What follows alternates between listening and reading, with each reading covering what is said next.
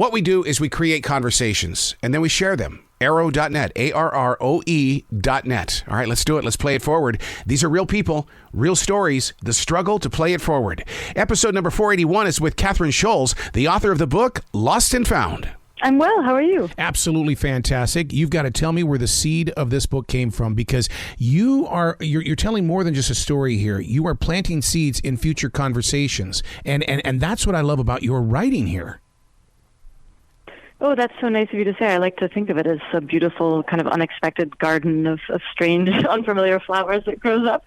The seed of the book came about actually from an essay I wrote after my father died, which was an elegy for him because he was a wonderful father. But it was also an exploration of this extremely strange category of loss. You know, I got interested in, well, how is it possible that we put my father, whom I've just lost, into the same category as like our cell phones and our watches and our elections and our minds? You know, is this a random linguistic coincidence, or is it meaningful that we think of all of these things as lost? And then it kind of became a book when I got interested in the flip side of that, which is this very beautiful experience of discovery. You know, we discover an equally strange and wonderful range of things, from, you know, dinosaur fossils to four-leaf clovers to our soulmate.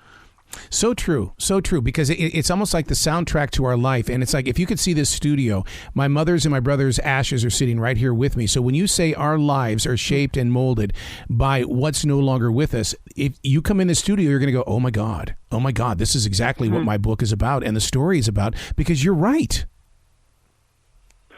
Yeah, gosh, what a moving image. I mean, now I, of course, am imagining myself not talking just to you, but to your whole family. And of course, that's true. You know, when we meet someone, we meet everyone they've ever loved and everyone they've ever lost in a certain sense. And all of us are so profoundly shaped by both the experience of loss and of love, right? You know, those are two life experiences where once they happen, everything after that is changed. So true. Now, one of the things that you put focus on, where I giggled like a child, because the greatest mystery about love is love at first sight. And I'll tell you what, when I first met my present wife, I knew in the moment that she was going to be my wife, and we're 29 years strong. What a wonderful thing to hear. And also wonderful to hear you say that you giggled. I like to think that this book is kind of consistently funny in ways that I think surprise people who think maybe that they're in for a grief memoir. But yeah, I know, love at first sight. What a mystery, right? I sometimes joke that I'm from a long lineage of love at first sight. My mom asked my dad to marry her on their second date. My father-in-law knew the minute he met his future wife that he was going to marry her. And of course, I met my partner and you know, on a day when I was expecting to do nothing more than have lunch with a stranger and, you know, go back to work. And then there I was, just crazy in love.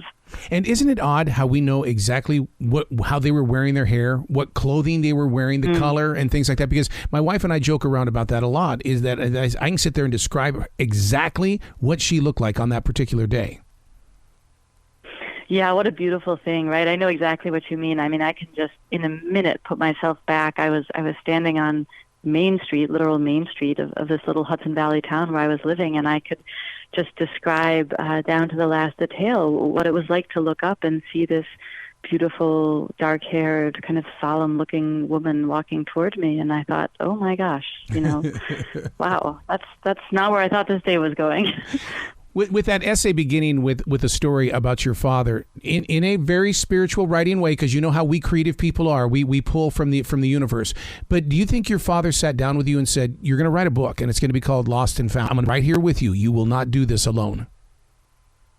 Gosh, I wish I thought that, and I envy people who do in some ways. You know, some of this book is about my kind of yearning for that sense of my father's presence after he died, and for whatever reason, I never did have that, and I still haven't.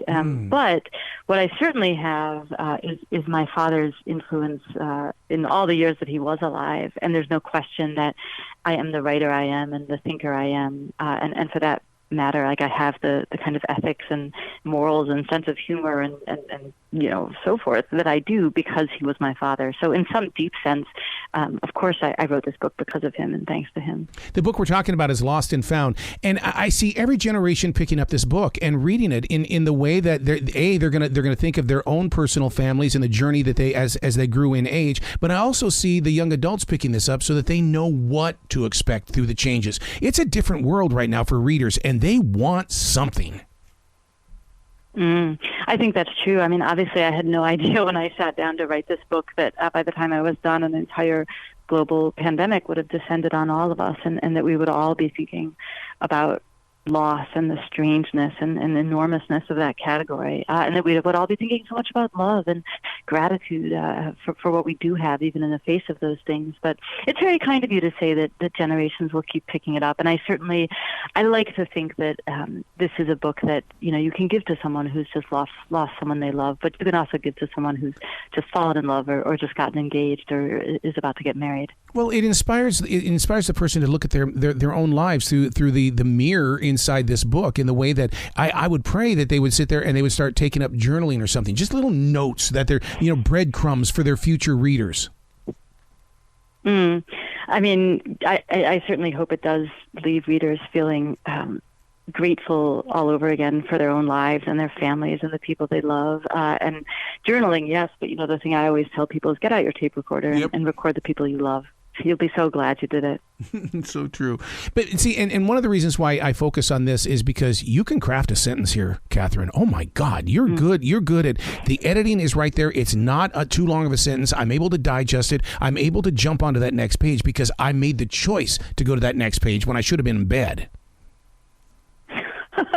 Well, I hope I didn't keep you up too late at night, but that's very kind of you. Yeah, I mean, I'll admit I find sentences really fun, and I do think part of the job of the writer is to keep readers turning the pages and to give them that little kind of unexpected jolt of pleasure when they get to the end of a sentence or a paragraph or a section, and they have that little kind of bang, and it paid off. It was worth their time. We all could be doing many, many things with our time, and if you're reading my book, I want you to feel like every moment was worth it. Do you ever sit back and wonder the time that it took to write Lost and Found? We all know as creative people, you're not going to get that time back. That's why we share things forward. Do you sit back and go, okay, this one was worth it. Other books, maybe not so much, but this one, wow.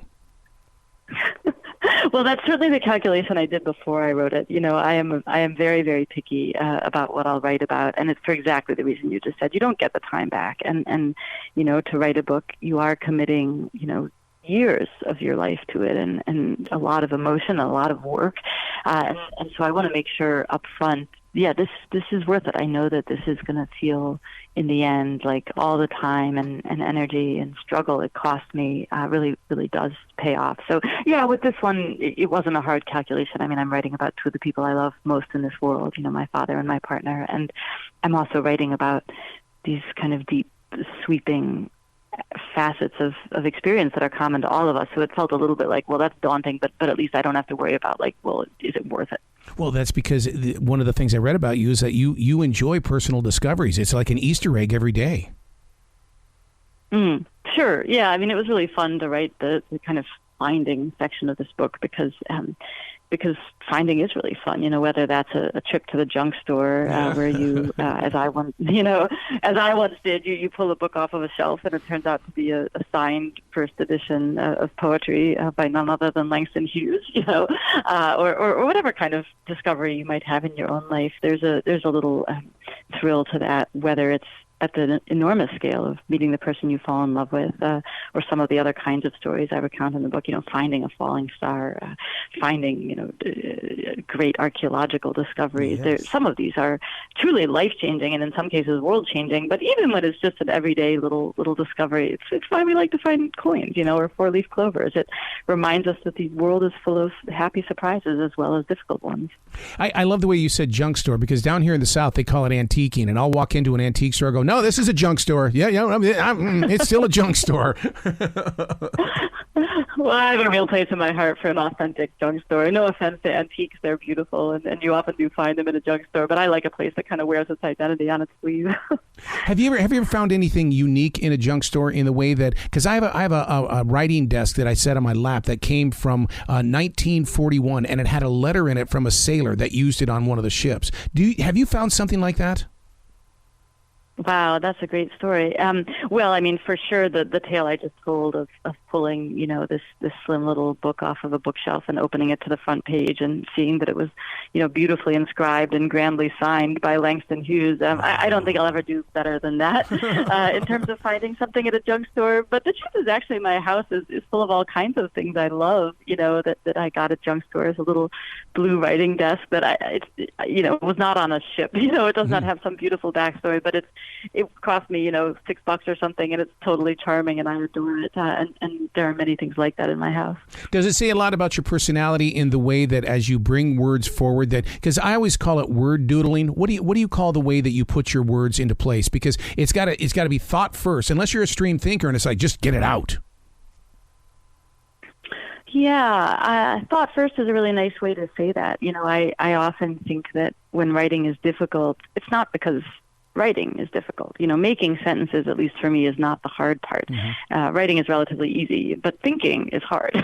And if you're stuck, it's often because you haven't figured out what is the core of idea. I'm writing in this moment about, say, what it's like to sit in the hospital while your father's dying, or I'm writing about, what your first date was like, and you're really trying to take yourself back away from cliche and away from all of the millions of other things written about love and death, and think, but what's it actually like? And that's about thought, and making the sentence out of it comes afterward, and that's the fun part. That's just finding really precise and interesting words for the thought that you've worked so hard to have. So in a deep, psychological, creative way, are you saying, dear future reader, I have something that I've experienced. I want to share it with you. Please let me know by sending me a text message sometime.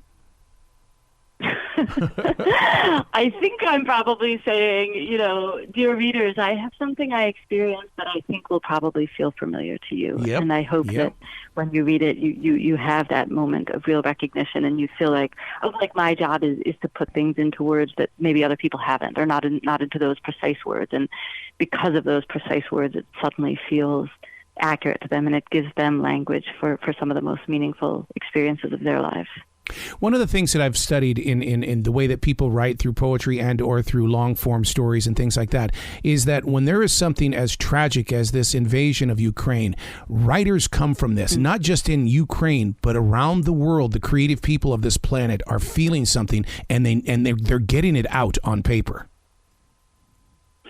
Sure. I mean, I think that if your fundamental orientation in life is to make sense of the world through words, then of course, when you're confronted by these kind of catastrophes, whether it's or not just catastrophes, momentous events, whether it's these very intimate ones I'm writing about in the book, or, as you say, Ukraine, or, these past couple of years in the pandemic, I think there's a sense of urgency. This is, and also maybe just a sense, for me at least, of almost kind of automaticness. Your orientation is I make sense of the world by writing about it, and right now this is the most pressing thing in the world, and so it's important to sit down and say what I can. And not all of us are in a position to weigh in, meaningfully or helpfully about everything, but all of us have something we can weigh in about that way. And I'm always so grateful when colleagues out there do make sense of something like Ukraine for me with beautiful language and deep and knowledgeable thinking. Mm-hmm. The name of the book is Lost and Found. Will there be a follow-up called Found and Lost? Because it seems to be that's our steps in this generation. We find it, but then we lose it.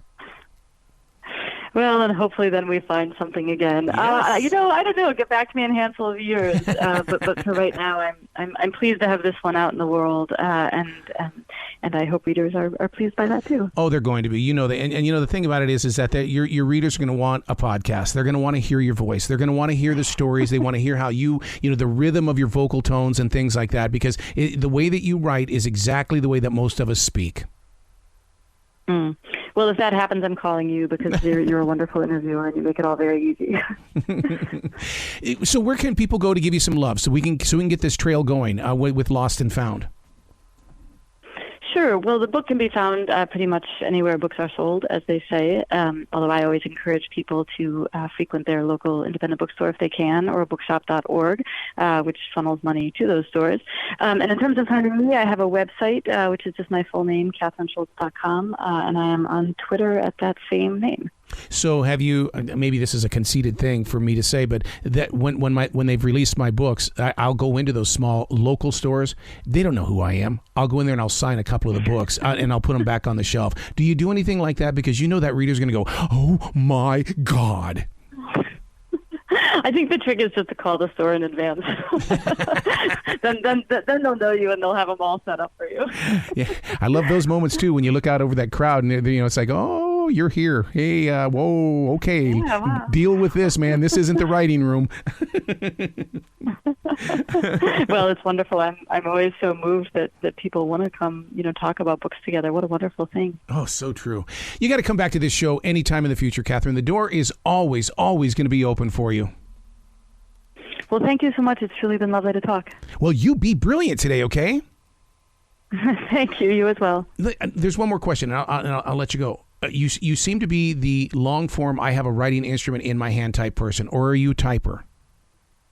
Oh, I'm absolutely a typer. Okay. I wish. I mean, I guess at various stages of the process, if I'm really stumped, I'll get out a legal pad or a piece of paper and typically try to outline that way. Yeah. But I admit, by and large, I'm just an absolute slave to my laptop now, like most of us. But at least you let it free. That's all that counts. That's true. However it gets out there, however it gets done. That's right. Have a great day today, okay? Thank you. You as well.